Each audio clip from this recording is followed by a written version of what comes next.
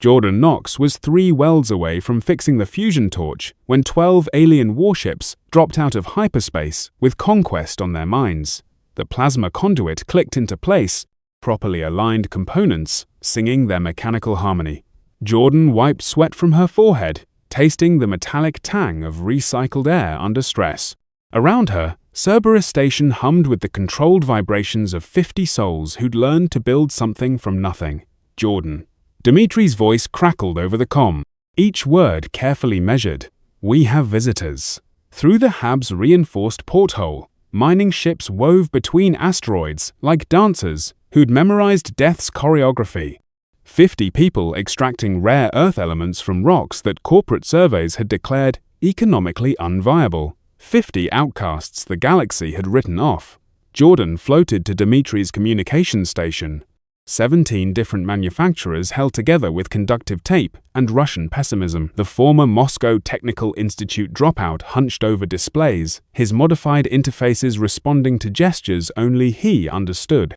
Everything broken, everything working. Because working things were luxuries none of them could afford. How many visitors? Jordan reached for her toolkit, metal tools clanking against each other with the familiar weight of preparation. 12 ships, military formation.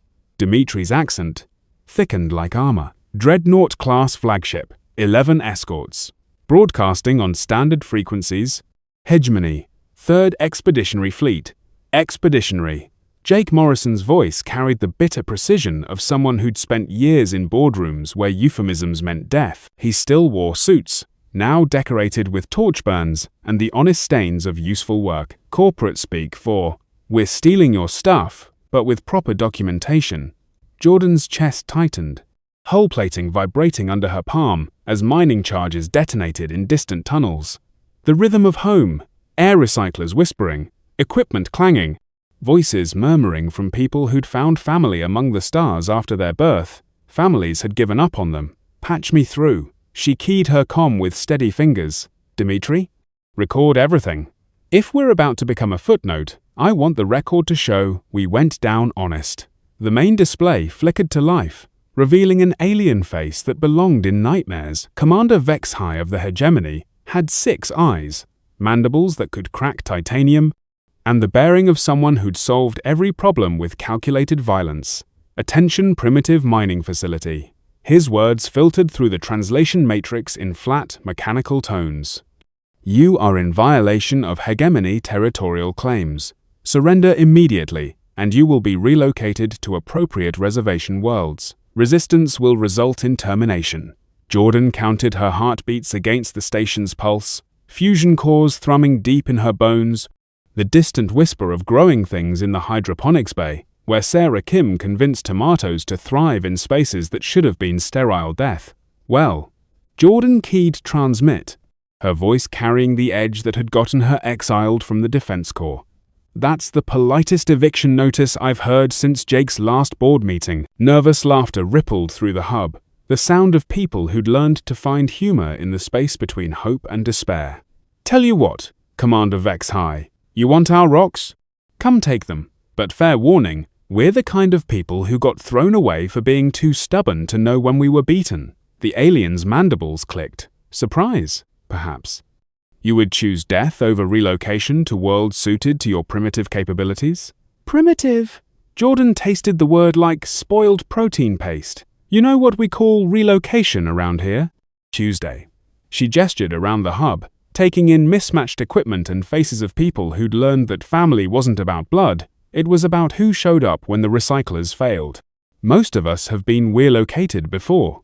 I got relocated from the Earth Defense Corps for designing weapons that made my superiors uncomfortable. Jordan's voice carried the weight of old choices. Jake here got relocated from his corner office when he refused to sign off on cost optimizations that would have killed mining crews. Dimitri got relocated from Moscow Tech when he wouldn't build surveillance systems for the state. Sarah traded her biochemistry PhD for a one-way ticket out here when her corporate masters wanted to weaponize food crops. She paused, watching Vex'hai's 6 eyes track between her and the displays showing their bustling operation. This collection of junk, we built it from things other people threw away. just like they threw us away. You want it? You'll have to kill us for it. And Commander, we're very good at not dying. Your defiance is noted, Vex'hai said, his tone shifting to something that might have been professional interest. You have one standard time unit to reconsider. The transmission cut. Jordan turned to find 47 pairs of eyes watching her, terror and determination, and something that might have been relief. The look of people who'd been waiting their whole lives for someone to ask them to fight for something worth keeping. Well, Sarah Kim said from the hydroponics doorway, soil clinging to her hands like hope itself. I guess we're doing this. We're doing this, Jordan confirmed. Jake, emergency protocols? 15 minutes to get non-essentials to deep shelters, 25 to switch critical systems to backup and activate defensive grid. His timing estimates carried boardroom precision, but his voice held the steady calm of someone who'd found his spine in the dark between stars. Dimitri, broadcast on all mining frequencies. Any crew wants to run, now's the time. No shame in living to mine another day. And if they want to stay? Tom Bradley asked. The former convict's voice carried the careful precision of someone who'd learned to think before speaking, to weigh words like weapons. Jordan's smile could have cut hull plating. Then they're about to learn why the Defense Corps decided I was too dangerous to keep around. Commander Vex'hai studied the tactical display with growing irritation that slowly transformed into something approaching. Professional respect. The mining station should have been routine annexation. A few hundred primitives grateful for proper civilization. Instead, his sensors painted a picture that violated every assumption in Hegemony strategic doctrine. Mining ships weren't fleeing in panic, they moved with purpose, taking positions that transformed scattered operations into interlocking fields of fire. Sub-Commander Kelt, he addressed his tactical officer, explain how industrial mining equipment registers as active weapons systems. Sir, power signatures are inconsistent with standard applications. Significant modifications apparent. Kelt's secondary eyes focused on readings that defied military categorization. Power cores show signatures consistent with decommissioned warship reactors. Before Vex'hai could demand clarification, proximity alarms screamed across his flagship's bridge. The main display lit up with incoming contacts, not missiles, but raw asteroid chunks guided by navigation beacons and accelerated to velocities that would turn his armor plating into expensive confetti. Evasive maneuvers. Too late. Projectiles swarmed his formation like angry hornets.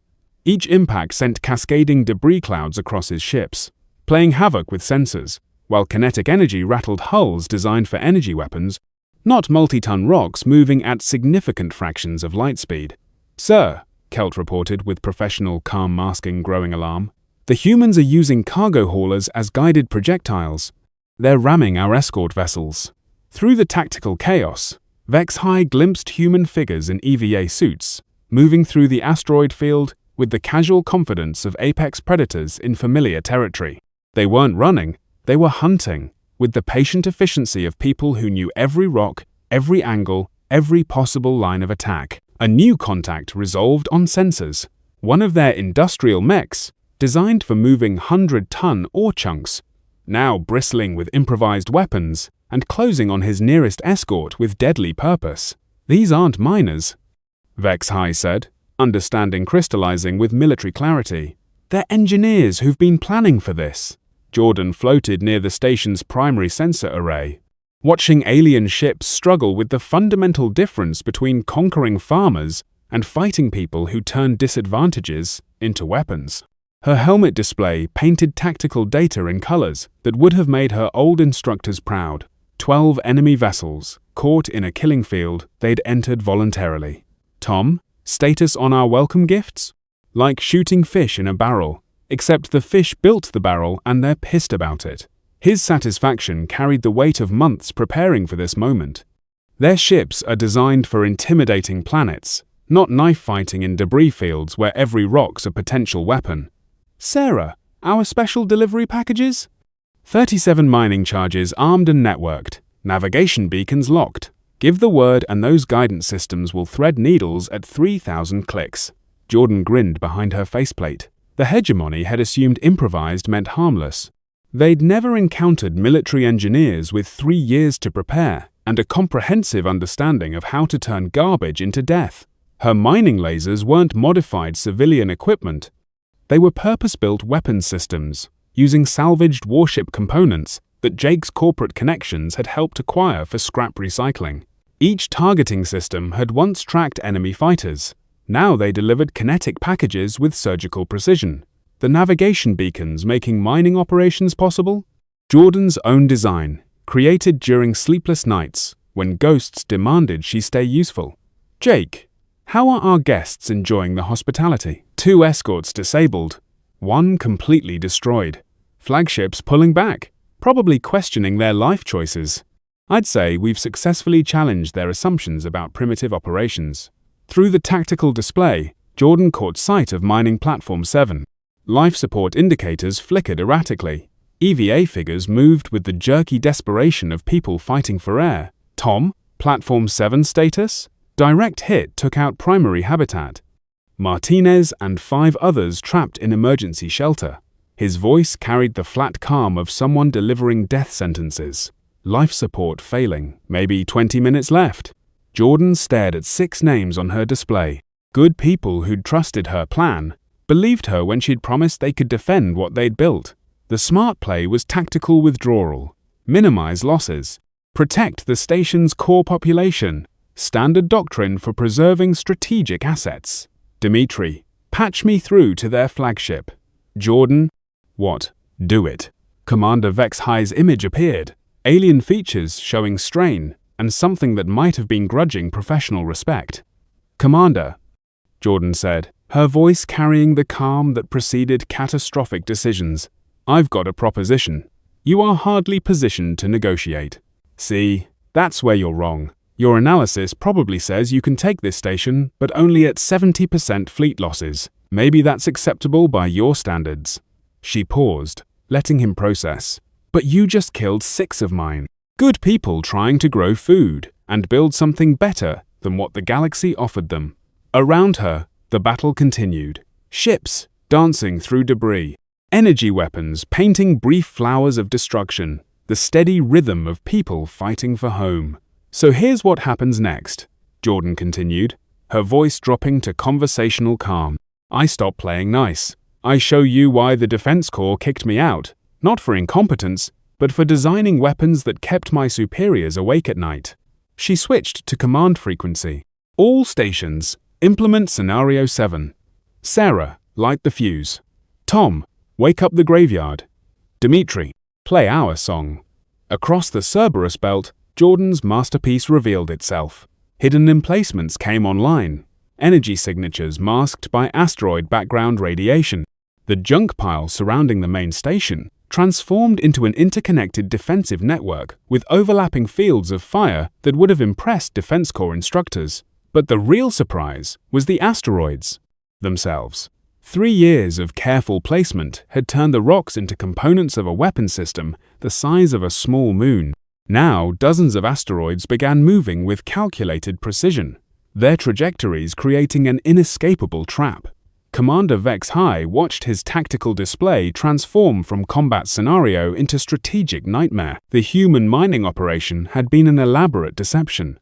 What he faced was a fortress disguised as industrial equipment, defended by engineers who thought like weapons designers. Sir, Kelt reported, voice tight with watching everything he understood about space combat being methodically dismantled. The asteroids are under power. They're herding us toward the field's center. Toward what? Unknown. Debris interference blocking long-range scans, but significant gravitational anomaly ahead. Something massive. Vex'hai felt the cold certainty of a professional who'd walked into the perfect ambush. The human commander hadn't been desperate. She'd been patient, drawing his fleet exactly where she wanted, while appearing to fight defensively. All ships, emergency reverse thrust. Exit the field immediately. But moving asteroids had closed the trap, creating a corridor with only one destination. As his fleet accelerated toward the field's heart, Vex'hai saw what the humans had prepared for unwelcome visitors. The graveyard was a collection of derelicts the miners had accumulated, hulks that surveys had declared worthless scrap. Now those hulks blazed to life with hidden weapons, turning the debris field into a three-dimensional maze of crossfire. Mining charges, guided by military-grade targeting, carved through his flagship's shields like molecular saws. Industrial lasers, powered by warship cores, painted his escorts in cascading failure light. Human EVA teams moved through debris with casual lethality. People who'd spent years learning every angle of attack in their three-dimensional home. Shields failing, Kelt reported. Main engines offline. Gravitational wells got us, maneuvering thrusters insufficient for escape. Vex'hai felt something he hadn't experienced in 20 years. Genuine respect for an enemy who'd outfought him using creativity and scrap metal. The human commander had turned her entire star system into a weapon, so subtle his fleet had flown directly into the trap. "Sir," damage control reported, life support failing. Hull breaches on multiple decks. Emergency lighting painted the bridge red as systems died around him. Jordan watched the alien flagship drift powerless among rocks her people called home. Its escort fleet scattered across the debris field. Victory tasted like recycled air and regret. "Jordan," Dimitri's voice carried careful neutrality. "Flagship's venting atmosphere. Life support's gone." She floated in hard vacuum silence, watching the massive ship drift helplessly among weapons she'd created. Inside were hundreds of beings who'd followed orders, believed their commanders about simple annexation of primitive miners. Smart play. Let them die. Dead enemies didn't return with reinforcements, didn't report human capabilities, didn't threaten the small precious thing her people had built. But Jordan stared at Platform 7's dying indicators and felt something crack inside her chest. "All teams? Emergency rescue operations?" she ordered. "Tom, heavy lift equipment. Sarah, prep medical for alien physiology. Jake, coordinate with other platforms. We're bringing them home." "Jordan?" Tom's voice held careful challenge. "Martinez has 3 kids who'll never see him again. You want to save his killers?" The question hung in vacuum like a judgment. Around them, her people waited for her answer, the choice that would define who they were in the darkness between stars. "Tom." Jordan's voice carried the weight of every compromise she'd refused to make. "You think Martinez's kids deserve to grow up in a galaxy where we let people die in the void because someone else killed their father first?" Sarah's voice cut through the comm frequency, sharp with her own pain. "Jordan, they came here to murder us. To steal everything we built." "Yeah, they did." Jordan looked at the memorial wall, visible through the hub's viewport, where 6 new names would join the others. "And if we let them die because they tried to kill us, how exactly are we different from the corporate boards that threw us away for being inconvenient?" The silence stretched across every frequency, filled with the whisper of life support and distant clang of rescue equipment being deployed against every tactical instinct. "We save them," Jordan said quietly, "not because they deserve it, because the moment we stop being people who save lives, we become the kind of people who created us in the first place." Commander Vex'hai regained consciousness, surrounded by equipment that looked assembled from determination and comprehensive disregard for manufacturer specifications. The air carried the metallic tang of recycled atmosphere, but it was precisely calibrated to his physiology. Someone had taken considerable care with alien life support requirements. The human who entered wore coveralls, bearing decades of honest wear. Her hands showed the calluses of someone who fixed things for a living, and premature gray streaked her dark hair. He recognized her voice before she spoke. "Commander Vex'hai, I'm Jordan Knox. Welcome to Cerberus Station." "You saved us." Professional bewilderment colored his words. "My people did. Cost us resources we couldn't spare, especially after you killed 6 of mine." Her voice stayed level, but her eyes held controlled fury, someone who'd learned to channel rage into useful work. "But that's what we do." Vex'hai studied her with the analytical attention of a career officer reassessing fundamental assumptions. This wasn't the primitive miner he'd expected to intimidate. This was a military engineer who'd chosen exile over compromise, spent years turning industrial equipment into weapons that had devastated his fleet with surgical precision. But something nagged at him. The rescue operation, it violated every tactical principle he understood. Saving enemies who'd come to conquer you was operationally inexplicable. Why? The question carried 20 years of military conditioning. Why save enemies who came to destroy you? Jordan was quiet, looking through the medical bay's viewport, where disabled alien ships drifted alongside human mining vessels, crews working together to salvage what they could from wreckage of assumptions. Because, she spoke slowly, as if working through the logic herself, because the moment you stop seeing enemies as people, you become something you can't find your way back from. Vex'hai felt his training rebel against the concept. Enemies were tactical problems to be solved, not moral considerations to be weighed. Yet these humans had risked everything to preserve lives of beings who'd come to enslave them.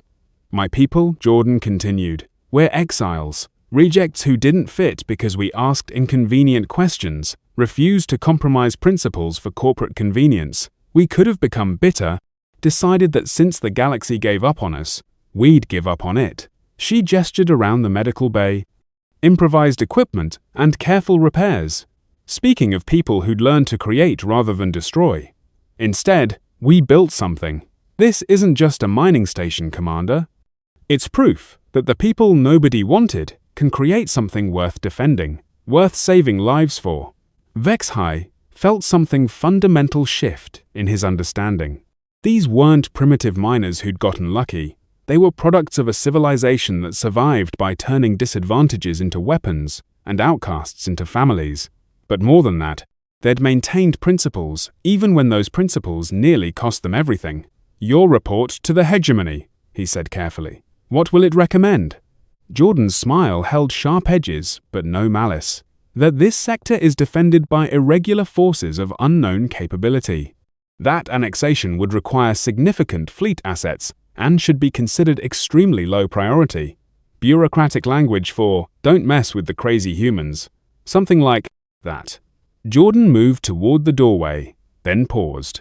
Commander, your people are welcome until your ships are repaired. We'll provide assistance.